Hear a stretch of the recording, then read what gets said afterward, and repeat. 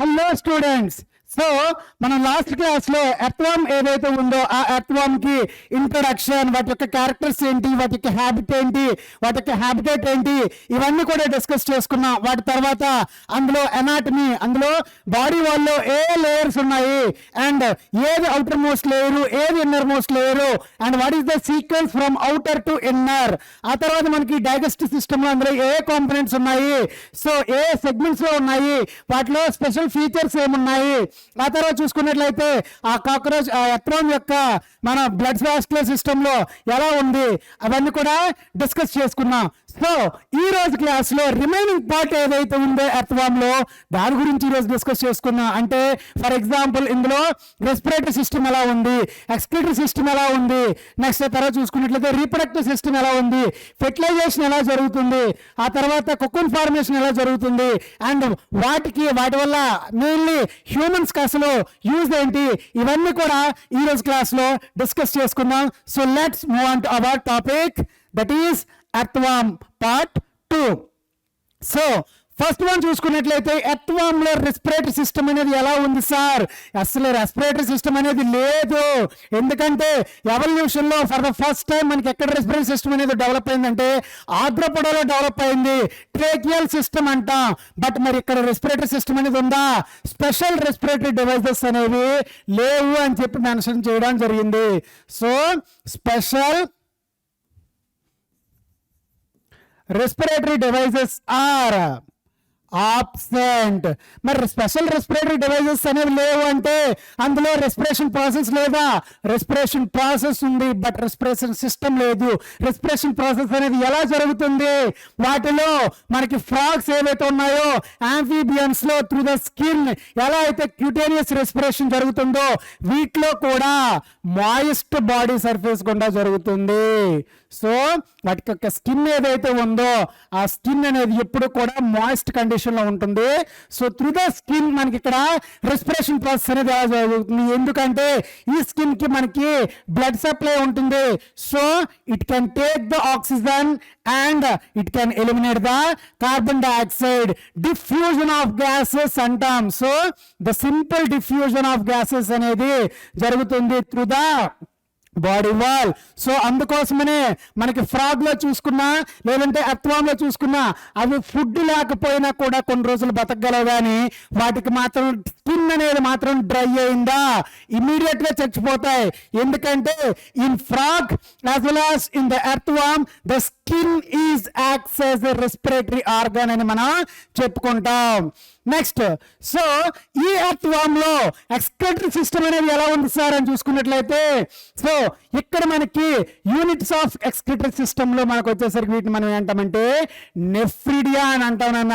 So the nephridia are the structures that are related to the excretory system of the earthworm. మరి ఈ nephridia అనేవి ఏంటి? These are segmentally arranged tubules అని చెప్పుకుంటాం. So segment wise గా ఇవి arrange అయ్యి ఉన్న ట్యూబ్యూల్స్. మరి ఈ సెగ్మెంటల్లీ అరేంజ్ అయిన ట్యూబుల్స్ ఏవైతే ఉన్నాయో ఇవి మనకి దేని కోసం యూజ్ అవుతాయి అంటే they are useful for the control and regulation of body fluid volume. So body fluids ఏవైతే ఉన్నాయో ఆ బాడీ ఫ్లూయిడ్స్ యొక్క వాల్యూమ్ ని కంట్రోల్ చేస్తాయి, రెగ్యులేట్ చేస్తాయి. వాల్యూమ్ ని మాత్రమే రెగ్యులేట్ చేస్తాయి అంటే ఆ బాడీ ఫ్లూయిడ్స్ యొక్క కంపోజిషన్ ని కూడా రెగ్యులేట్ చేస్తుంటాయి. They are also useful for the regulation of composition of body fluids also. అంటే ఇక్కడ ఏం చేస్తున్నాయి? వాల్యూమ్ అంటే ఎప్పుడైనా వాటి బాడీలో కావాల్సిన దానికన్నా ఎక్కువ అమౌంట్ లో ఒకవేళ ఫ్లూయిడ్ అంటే వాటర్ కానీ ఉన్నట్లయితే అవి ఆ ఎక్సెస్ కంటెంట్ ఏదైతే వాటర్ ఉందో దాన్ని బయటకు పంపించడం జరుగుతుంది. అలా కాకుండా ఎప్పుడైనా తక్కువగా ఉంది అప్పుడు the loss of water through the urine అవి ఏం చేస్తాయంటే తగ్గించుకుంటాయి.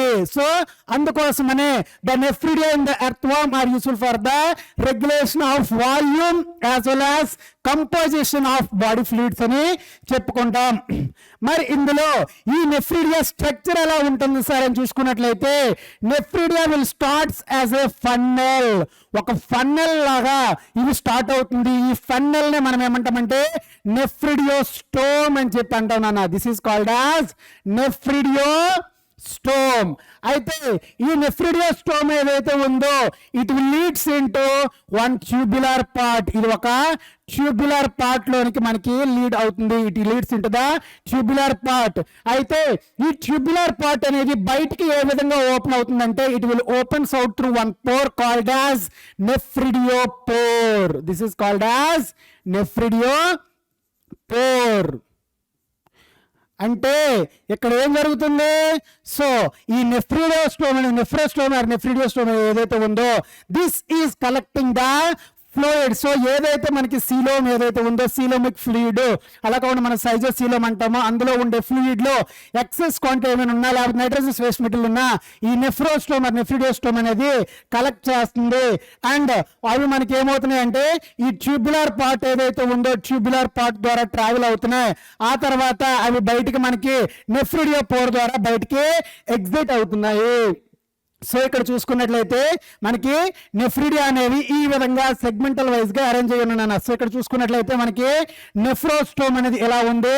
It leads into the one tubular part and ఈ ట్యూబులర్ పార్ట్ అనేది ఎలా రన్ అయింది లాస్ట్ కి మనకి వచ్చేసరికి ఇది మనకి బయటికి ఎలా ఒక పోర్ ద్వారా ఓపెన్ అయింది నాన్న. ఈ పోర్ నే మనం ఏమన్నామంటే నెఫ్రిడియోపోర్ అని చెప్పి చెప్పడం జరిగింది. అయితే ఈ నెఫ్రిడియా అనేవి మనకి ఎన్ని విధాలుగా ఉంటాయి అంటే సో మనకి చూసుకున్నట్లయితే రెండు విధాలుగా ఉంటాయి. సో ఫస్ట్ థింగ్ చూసుకున్నట్లయితే nephridia they could be open or they could be closed అని చెప్తానన్నా. ఓపెన్ అంటే ఏంటి, క్లోజ్డ్ అంటే ఏంటి చూసుకున్నట్లయితే ఏ నెఫ్రిడియాలో అయితే నెఫ్రిడియోస్టోమ్ అనేది ఉంటుందో వాటిని మనం ఓపెన్ నెఫ్రిడియా అంటాం. ఏ నెఫ్రిడియాలో అయితే నెఫ్రోస్టోమ్ అనేది ఉండదో వాటిని మనం ఏమంటామంటే క్లోజ్డ్ నెఫ్రోస్టోమ్ అంటాం. Next so this is the classification of nephridia based on the presence or absence of nephrostome. మరి అలా కాకుండా నెఫ్రిడియోపోర్ ఏదైతే ఉందో దాన్ని బేస్ చేసుకుని చూసుకున్నట్లయితే ఇక్కడ మనకి ఎంటరోనెఫ్రిక్ అని చెప్పి అండ్ ఎగ్జోనెఫ్రిక్ అని చెప్పి రెండు రకాలు ఉన్నాయన్న. సో ఎంటరోనెఫ్రిక్ అంటే ఏంటి? నెఫ్రిడియోపోర్ అనేది లేదు, అది గట్లోకి ఎంటర్ అవుతుంది. సో గట్లోనికి వాటి యొక్క సెక్రెషన్స్ రిలీజ్ చేస్తున్నాయి. ఎంటరో ఈ something related to the gut అని చెప్పుకుంటాం. మరి ఎగ్జోనెఫ్రిక్ అంటే ఏంటి సార్? నెఫ్రిడియోపోర్ అనేది ఉంది. సో మనకి ఇక్కడ చూసుకున్నట్లయితే రెండు రకాలైన క్లాసిఫికేషన్ చెప్పుకున్నాం. First one is based on the presence or absence of nephrostome and second one is the based on the presence or absence of nephridiopore. So nephrostome అనేది ఉంటే ఓపెన్ నెఫ్రిడియా అంటాం, నెఫ్రోస్టోమ్ అనేది లేకపోతే క్లోజ్డ్ అంటాం. నెఫ్రిడియోపోర్ అనేది లేకపోతే ఎంటరోనెఫ్రిక్ అంటాం, లేదంటే నెఫ్రిడియోపోర్ అనేది ఉంటే దాన్ని మనం ఎగ్జోనెఫ్రిక్ అని చెప్పి చెప్పుకుంటాం. సో తర్వాత మనకు చూసుకున్నట్లయితే మనకి మేజర్ గా ఎర్త్ వామ్ లో 3 డిఫరెంట్ టైప్స్ ఆఫ్ నెఫ్రిడియా అని కనిపిస్తున్నాయి. అవి ఏంటంటే చూసుకున్నట్లయితే septal nephridia, integumentary nephridia and pharyngeal nephridia. So మనకి ఎర్త్ వామ్ బాడీలో 3 టైప్స్ ఆఫ్ నెఫ్రిడియా కనిపిస్తున్నాయి: septal, integumentary and pharyngeal. So first మనం చూసుకున్నట్లయితే నెఫ్రోస్టోమ్ సెప్టల్ నెఫ్రిడియా ఉందా? ఉంది కదా. మరి ఇంటెగ్మెంటరీ నెఫ్రిడియాలో లేదు, ఫారింజల్ నెఫ్రిడియాలో లేదు. నెక్స్ట్ మరి నెఫ్రిడియోపోర్ చూసుకున్నట్లయితే సెప్టల్ నెఫ్రిడియాలో లేదు, ఇంటెగ్మెంటరీ నెఫ్రిడియాలో ఉంది అండ్ ఫారింజల్ నెఫ్రిడియాలో లేదు. తర్వాత సో ఇప్పుడు టెక్నికల్ నేమ్ చూసుకున్నట్లయితే ఫస్ట్ వన్ మనం ఇక్కడ ఏం చెప్పుకున్నాం? సో నెఫ్రోస్టోమ్ అనేది ఉంది, వాటిని మనం ఏంటాం? ఓపెన్ అంటాం. నెఫ్రిడియోపోర్ అనేది లేదు, వాటిని మనం ఏంటాం? ఎంటరో అంటాం. సో ఇక్కడ మనం చూసుకున్నట్లయితే సెప్టల్ నెఫ్రిడియాలో నెఫ్రిడియోస్టోమ్ అనేది ఉంది, బట్ నెఫ్రిడియోపోర్ అనేది లేదు. సో అందుకోసమనే వీటిని మనం ఏమంటామంటే open and they are called as enteronephric అని చెప్పి చెప్తాం. So they are called as enteronephric. మరి ఇంటెగ్మెంటరీ నెఫ్రిడియాలోకి వచ్చేసరికి నెఫ్రోస్టోమ్ అనేది లేదు. So that's why they are closed. మరి నెఫ్రిడియోపోర్ అనేది ఉందా లేదా ఇక్కడ? సో నెఫ్రిడియోపోర్ అనేది ఉంది. So that's why they are called as exonephric అని చెప్పుకున్నానన్న. మరి ఫారింజల్ నెఫ్రిడియాలో ఎలా ఉంది? ఫారింజల్ నెఫ్రిడియాలో చూసుకుంటే నెఫ్రిడియోస్టోమ్ లేదు, నెఫ్రిడియోపోర్ కూడా లేదు. సో నెఫ్రిడియోస్టోమ్ లేదు కాబట్టి దే ఆర్ క్లోజ్డ్ అని చెప్పుకుంటాం. అండ్ నెఫ్రిడియోపోర్ కూడా లేదు కాబట్టి దే ఆర్ ఎంటరోనెఫ్రిక్ అని చెప్పుకుంటాం. సో ఇక్కడ చూసుకున్నానా, very very important one. Septal nephridia open and enteronephric, integumentary nephridia closed and exonephric, pharyngeal nephridia closed and exonephric అని చెప్పుకుంటాం. మరి వీటి యొక్క లొకేషన్స్ ఎక్కడ ఉన్నాయి, మరి వీటి యొక్క ఫంక్షన్స్ ఏమేమి ఉన్నాయి అని చూసుకున్నట్లయితే ఫస్ట్ సెప్టల్ నెఫ్రిడియా మనకి 15th ఆర్ 16th సెగ్మెంట్ నుంచి లాస్ట్ సెగ్మెంట్ వరకు కూడా మనకి ఉండడం జరుగుతుంది. మరి ఇంటెగ్మెంటరీ నెఫ్రిడియా అనేవి ఎక్కడ ఉంటున్నాయి సార్ అని చూసుకున్నట్లయితే ఇవి మనకి థర్డ్ నుంచి లాస్ట్ సెగ్మెంట్ వరకు కూడా ఉండడం జరుగుతుంది. మరి ఫారింజల్ నెఫ్రిడియా అనేవి మనకి 3 పెయిర్ టఫ్స్ గా ఉన్నాయి. ఎక్కడెక్కడ ఉన్నాయి? 4th సెగ్మెంట్ లో, 5th సెగ్మెంట్ లో, 6th సెగ్మెంట్ లో. సో మనకి చూసుకున్నట్లయితే 3 pairs గా మనకు ఉన్నాయి. ఇన్ ద 4, 5, 6th సెగ్మెంట్స్ అని చెప్పుకోవచ్చు. So they occur as they 3 pair tufts in the 4th, 5th and 6th అని చెప్పుకోవచ్చు. నేను 6th సెగ్మెంట్స్ లో ఉన్నాయి. మరి వీటి యొక్క ఫంక్షన్ ఏంటి అని చూసుకున్నట్లయితే సో ఇక్కడ మనకి సెప్టల్ నెఫ్రిడియా అనేవి ఆస్మో రెగ్యులేషన్ కోసం యూజ్ అవుతున్నాయి, యాజ్ వెల్ యాజ్ ఎక్స్క్రెషన్ కోసం కూడా యూజ్ అవుతున్నాయి. So they are useful for the osmoregulation as well as excretion అని చెప్పుకోవచ్చు. సేమ్ మరి ఇక్కడ కూడా ఫారింజల్ నెఫ్రిడియా కూడా ఆస్మో రెగ్యులేషన్ లో యూజ్ అవుతున్నాయి, as well as excretion process లో కూడా ఇవి మనకి యూజ్ అవుతున్నాయి. మరి ఇంటెగ్మెంటరీ నెఫ్రిడియా అనేవి ఓన్లీ ఆస్మో రెగ్యులేషన్ లో మాత్రమే యూజ్ అవుతున్నాయి. సో మళ్ళీ వెళ్ళి చెప్తున్నానన్నా, the table is very very important. So ఇక్కడ మనం చూసుకున్నట్లయితే సెప్టల్ నెఫ్రిడియా నెఫ్రోస్టోమ్ ఉంది, నెఫ్రిడియా పోర్ లేదు, open and enteronephric and they located from the 15th or 16th to last and they are useful for the osmoregulation as well as excretion. మరి integumentary nephridia చూసినట్లయితే without nephrostome with nephridia pore closed and enteronephric and extend from the 3 to last and useful for the osmoregulation. తర్వాత ఫారింజల్ లో చూసుకున్నట్లయితే nephridia pore లేదు, nephridiostome లేదు, they are closed and enteronephric and they occur as a 3 pair tufts in the 4, 5, 6th segments and they are useful for the osmo regulation and excretion అని చెప్పుకోవచ్చు. అయితే ఇప్పుడు మనకు ఒక question. So the blood glands in the earthworm are located in which the pharyngeal nephridia are located. So statement అనేది true or false నేనా? సో ఇక్కడ చూసుకున్నట్లయితే స్టేట్మెంట్ అనేది ట్రూ. సో మనకి బ్లడ్ గ్లాండ్స్ అనేవి ఏ సెగ్మెంట్స్ లో అయితే ఉన్నాయో ఫారింజల్ నెఫ్రిడియా కూడా 4, 5, 6 అనే సెగ్మెంట్స్ లో మనకి ఉండడం జరుగుతుంది. సో ఇక్కడ మనం చూసుకున్నట్లయితే 6th సెగ్మెంట్ లో ఉన్న ఫారింజల్ నెఫ్రిడియా అనేది ఎక్కడికి ఓపెన్ అవుతుంది? It is opening into buccal cavity. మరి 5th సెగ్మెంట్ లో ఉన్న నెఫ్రిడియా ఫారింజల్ నెఫ్రిడియా అనేది ఎక్కడికి ఓపెన్ అవుతుంది?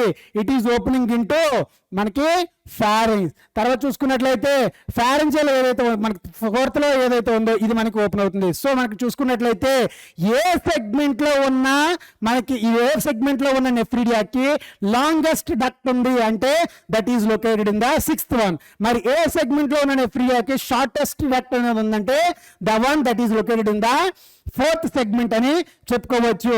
ఇంకా మనకి ఇంకేమైనా క్వశ్చన్స్ ఇంకా వేరే రకాలుగా ఏమైనా అడగొచ్చా అంటే so what are the segments in the earthworm without any kind of nephridia? ఎటువంటి టైప్ ఆఫ్ నెఫ్రిడియా కూడా లేనటువంటి ఎర్త్వార్మ్ యొక్క సెగ్మెంట్స్ ఏంటన్నా?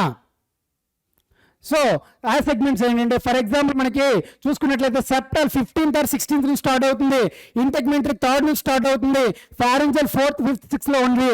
అంటే ఫస్ట్ సెగ్మెంట్, సెకండ్ సెగ్మెంట్ ఏవైతే ఉన్నాయో వాటిలో ఎటువంటి నెఫ్రిడియా అనేది మనకి లేవని చెప్పుకోవచ్చు.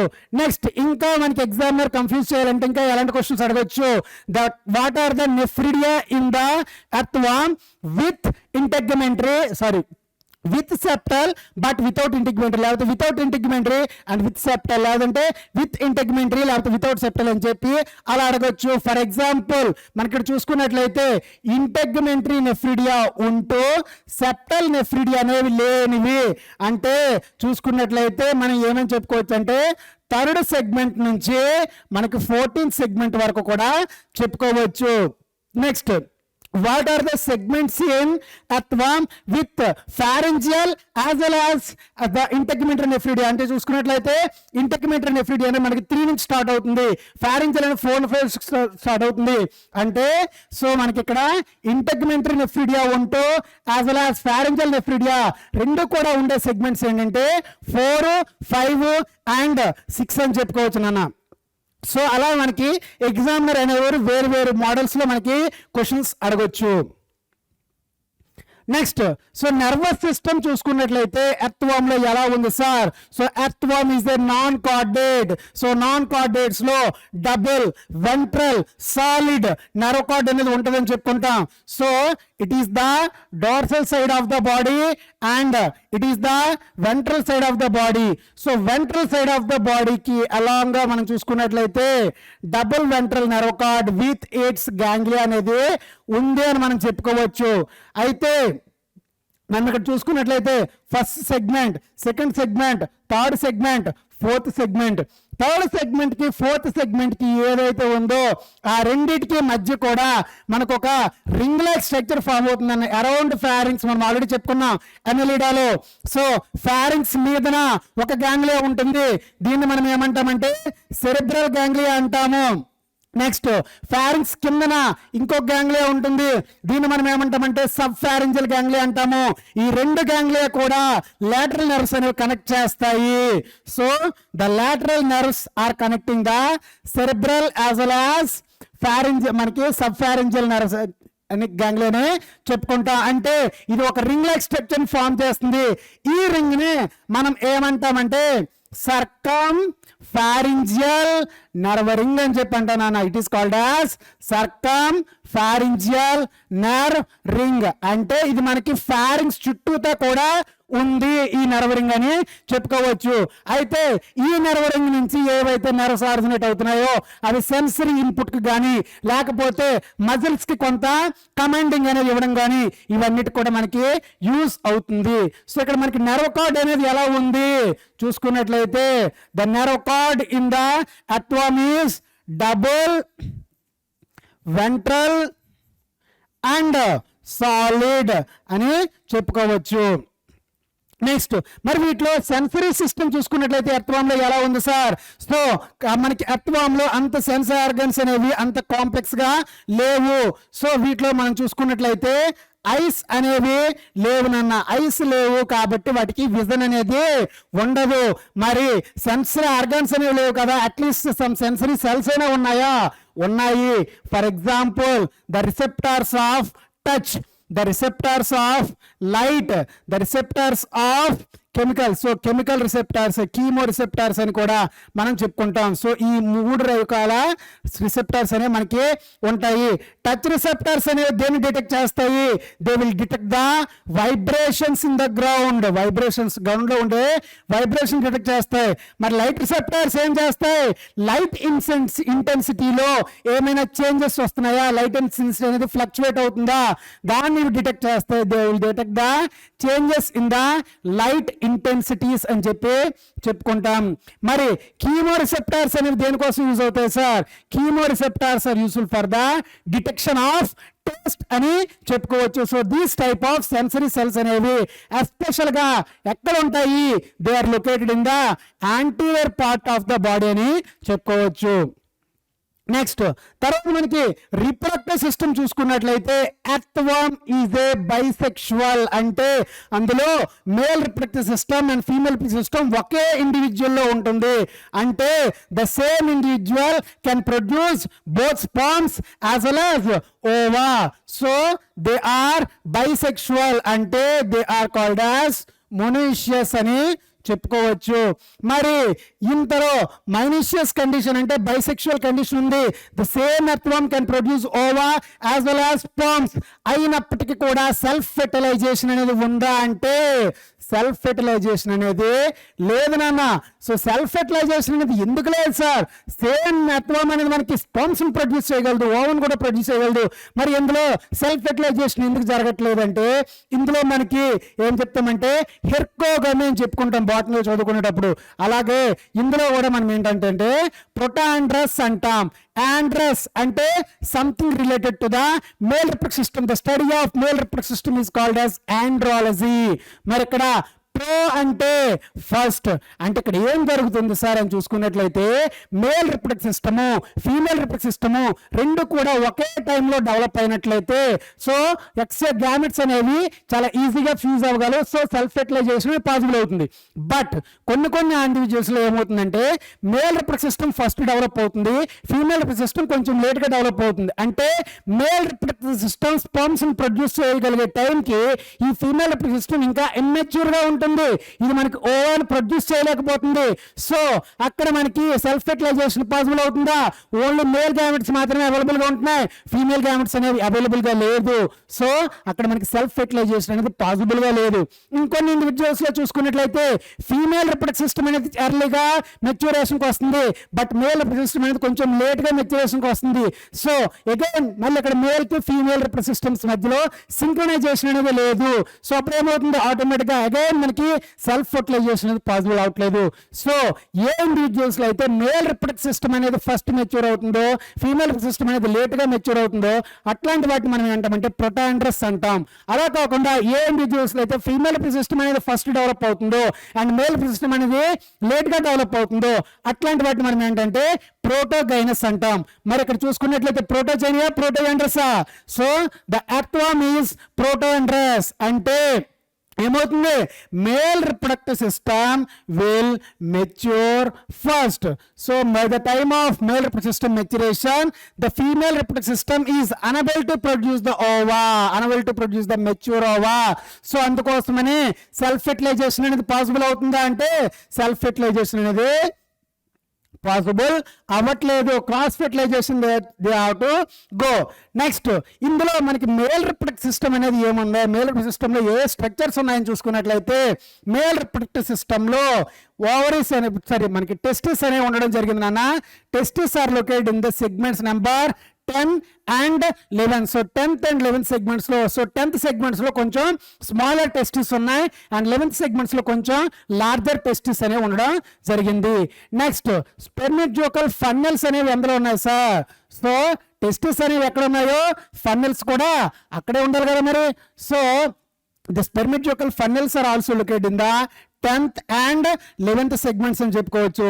సో మరి 10th టెస్టిస్ అనే 10th and 11th సెగ్మెంట్స్ ఉన్నాయి కాబట్టి మరి అవి లీడ్ అయ్యే ఏవైతే వాస్ డిఫరెన్స్ ఉన్నాయో వాస్ డిఫరెన్స్ అనేవి ఎక్కడి నుంచి ఉంటున్నాయి? So vas deferens will extends from the ఎక్కడి నుంచి ఎక్కడి వరకు ఉన్నాయి? 12th సెగ్మెంట్ నుంచి 18th సెగ్మెంట్ వరకు కూడా ఉండడం జరిగింది. తర్వాత చూసుకున్నట్లయితే ఇక్కడ ప్రోస్టాటిక్ గ్లాండ్ యొక్క డక్ట్ ఏదైతే ఉందో ఆ ప్రోస్టాటిక్ డక్ట్స్ అనేవి కూడా ఎక్కడ ఉన్నాయంటే 18th సెగ్మెంట్ లో ఉన్నాయి. So the prostatic duct is located in the prostatic duct అనేది ఎక్కడ ఉన్నానా 18th సెగ్మెంట్ లో ఉంది. మరి తర్వాత చూసుకున్నట్లయితే యాక్సెసరీ గ్లాండ్స్ అనేవి ఎక్కడ ఉన్నాయి sir? Accessory glands are located on one pair is before the prostatic duct and one pair after the prostatic duct. అంటే 7th సెగ్మెంట్ లోని అండ్ 19th సెగ్మెంట్ లో మనకి ఉండడం జరిగింది. తర్వాత కామన్ అండ్ స్పెర్మాటిక్ డక్ట్ అనేది బయటికి ఒక మేల్ జెనిటల్ పోర్ ద్వారా ఓపెన్ అవుతుంది. మేల్ జెనిటల్ పోర్ అనేది ఏ సెగ్మెంట్ లో ఉందన్నా? Male genital pore is located in the segment number 18th అని చెప్పుకోవచ్చు. So a pair of male genital pores are located in the segment number 18. Next ఆ తర్వాత చూసుకున్నట్లయితే స్పెర్మిడ్యూకల్ అపెర్చర్స్ ఏవైతే ఉన్నాయో ఇవి ఎక్కడ ఉన్నాయి? సో ద స్పెర్మిటికల్ అపెర్చర్స్ ఆర్ ఎక్కడ ఉన్నాయి సార్? సెమినల్ వెసికల్స్ అని చెప్పండి. సో మనకి స్పెర్మిటికల్ అపెర్చర్స్ ఎక్కడ ఉన్నాయి అంటే దీస్ ఆర్ 4 pairs ఉన్నాయన్న. ఎక్కడెక్కడ? 5/6 they are located between the 5 by 6, 6 by 7, 7 by 8, 8 by 9. So మనకి ఇలా చూసుకున్నట్లయితే 5 by 6, 6 by 7, 7 by 8, 8 by 9 అని చెప్పి మనకి 4 pairs అనేవి ఉండడం జరిగింది. So these all are the structures that are present in the male reproductive system of the earthworm. So ఆ పార్ట్ ఏంటి అండ్ వాటి యొక్క నెంబరింగ్ అనేది ఎక్కడుంది అనేది మనకి గుర్తుపెట్టుకోవాలి, చాలా ఇంపార్టెంట్ వన్. నెక్స్ట్ మనం చూసుకున్నట్లయితే ఫీమేల్ రిప్రొడక్టివ్ సిస్టంలో ఎలా ఉన్నాయని చూసుకున్నట్లయితే the female reproductive system of earthworm is including a pair of ovaries. ఈ ఓవరీస్ అనేవి ఎక్కడ ఉన్నాయి సార్ అని చూసుకున్నట్లయితే the ovaries are located in the segments number 12 and 13. So మనం ఇక్కడ చూసుకున్నట్లయితే 12th and 13th సెగ్మెంట్స్ లో ఇలా మనకి 2 ఓవరీస్ అనేవి ఉండడం జరిగింది. So these ovaries are leads into oviducal funnels. So ఓవాన్ కలెక్ట్ చేయడం కోసం ఓవిడ్యూకల్ ఫన్నెల్స్ అనేవి ఇక్కడ ఉండడం జరిగింది. సో ఈ oviducal funnels they will opens to outside through one pore called as female genital pore. So the oviducal funnels will opens out through the female genital pore. మరి female genital pore అనేది ఏ segment లో ఉంది sir? That is located in the 14th segment లో మనకి ఉంటుంది. So these are the things that you need to know in the female reproductive system of earthworm. Next మనం చూసుకున్నట్లయితే వీటిలో ఫెర్టిలైజేషన్ అండ్ కోపులేషన్ అనేది ఎలా జరిగింది. సో ఫెర్టిలైజేషన్ కోపులేషన్ లో చూసుకున్నట్లయితే అందులో ఎక్స్టర్నల్ ఫెర్టిలైజేషన్ జరుగుతుందా లేదంటే ఇంటర్నల్ ఫెర్టిలైజేషన్ జరుగుతుందా అంటే the fertilization is external fertilisation అని చెప్పుకోవచ్చు. ఎందుకంటే ఈ ఎర్త్వార్మ్స్ ఏవైతే ఉన్నాయో అవి కోపులేషన్ ఆర్ మేటింగ్ చేసేటప్పుడు వాటి గొనాడల్ ఓపెనింగ్స్ అనేవి ఆపోజిట్ డైరెక్షన్ లో just opposing their gonadal openings ద్వారా ఇవి మనకి మేటింగ్ చేస్తాయి. So they are showing the mating by juxtaposing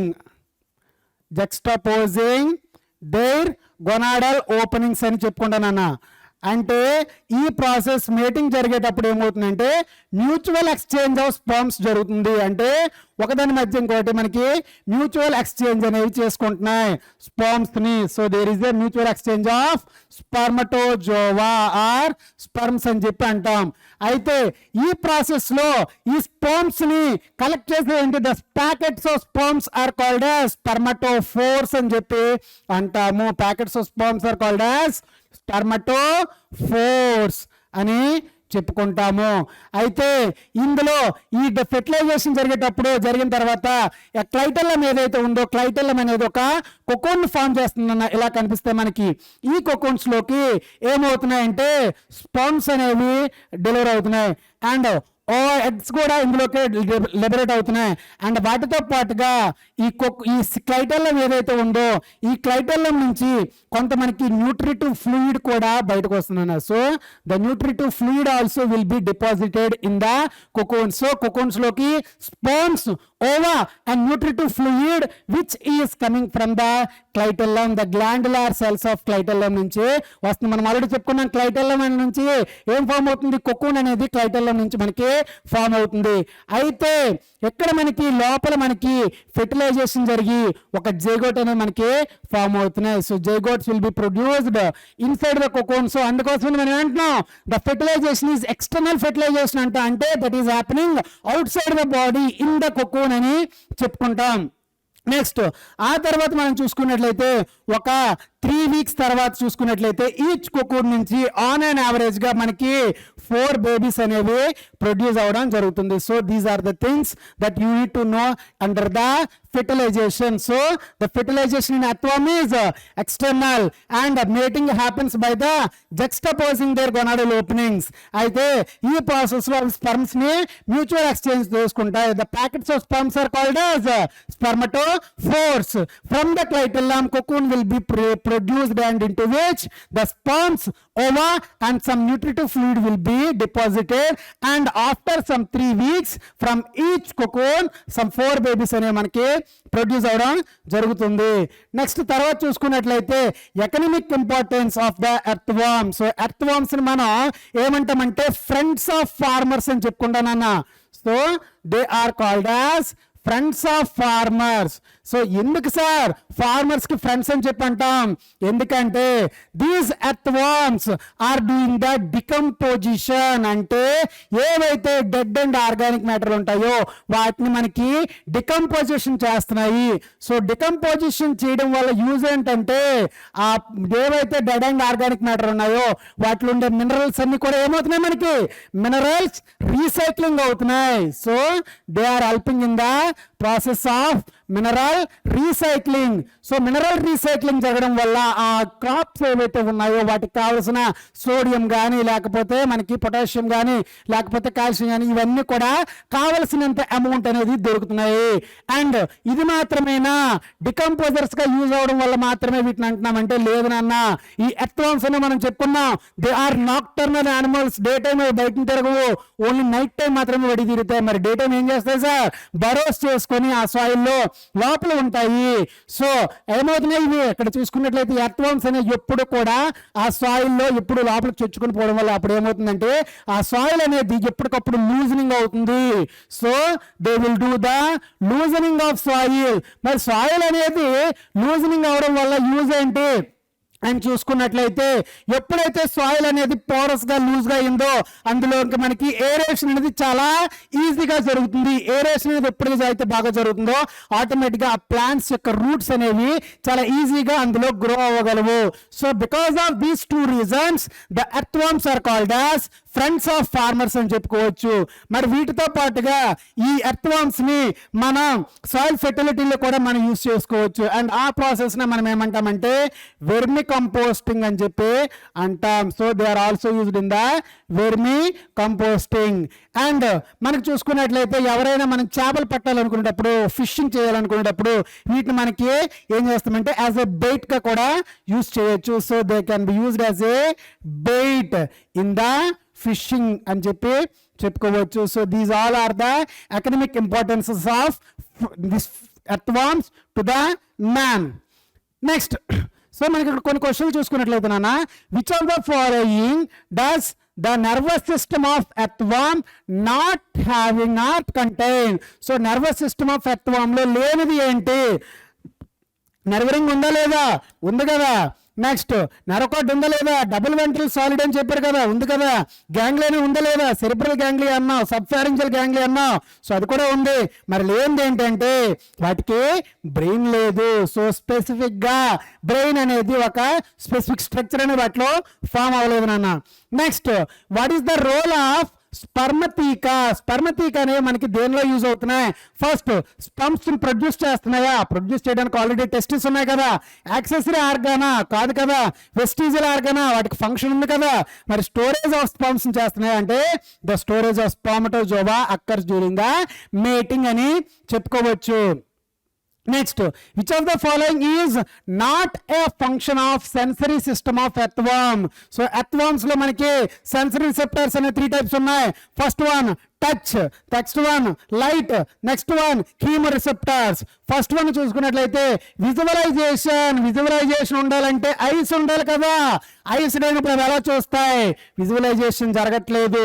next light intensity చేస్తున్నాయి కదా, ఉన్నాయి. కెమికల్ ఇంటెన్సిటీ చేస్తున్నాయి కదా, కెమికల్ స్టిమ్యులై ఉన్నాయి. నెక్స్ట్ వైబ్రేషన్స్ కోసం టచ్ రిసెప్టర్స్ ఉన్నాయి కదా. లేనిది ఏంటి? First option visualisation of food అనేది జరగదు due to options of eyes. Next how many ovaries are present in an earthworm. Earthworm లో చూసుకున్నట్లయితే మనకి ఎన్ని ఉన్నాయి? 4, 1, 2, 6. సో ఇట్ ఈస్ 2 అని చెప్పుకోవచ్చు. సో ఐ హోప్ సో ఈరోజు ఏదైతే మనం టాపిక్ డిస్కస్ చేసుకున్నా అది మనకి బాగా అర్థమైంది అనుకుంటున్నా. సో ఏదైనా డౌట్స్ ఉన్నట్లయితే we can discuss in the next class. Thank you and all the best.